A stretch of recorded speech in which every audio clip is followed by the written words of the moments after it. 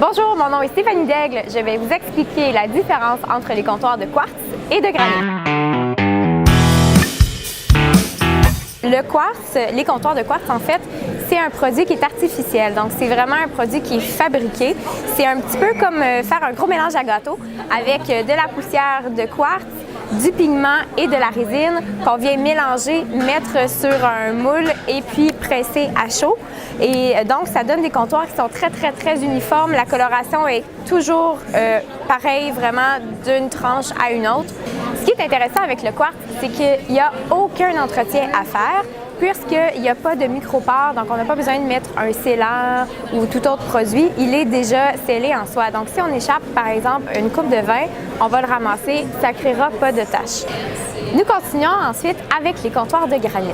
Le granit, ce qui est important de savoir, c'est que c'est une pierre qui est naturelle, qu'on retrouve dans nos sous-sols, qu'on vient extraire en bloc et ensuite on vient la couper en tranches. Les granites, la façon de les différencier un petit peu, c'est qu'on a souvent des courants, des vénages qui vont traverser la tranche d'un bout à l'autre. Donc, c'est beaucoup moins uniforme qu'un quartz, mais c'est ce qu'on aime lorsqu'on aime le granit, c'est justement que c'est très vivant, c'est très profond et c'est souvent coloré. Dans le cas ici, j'en ai une qui a des teintes de gris, de blanc et de noir, mais souvent lorsqu'on voit des granites, par exemple du Brésil ou d'Inde, ils sont très colorés dans les ocres, orangés, des fois ils ont du vert et du bleu. La bonne nouvelle, nous avons du granit dans les sous-sols québécois, plus particulièrement à Stenstead.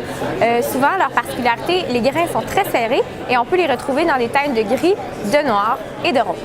Dans les deux cas, il faut faire très attention avec les items qui sortent du four, puisque au niveau du granit, il y a un risque de choc thermique, c'est-à-dire que puisque c'est une pierre naturelle, elle peut fendre. Et au niveau du quartz, vu qu'il y a de la résine à l'intérieur, ça peut créer un cerne.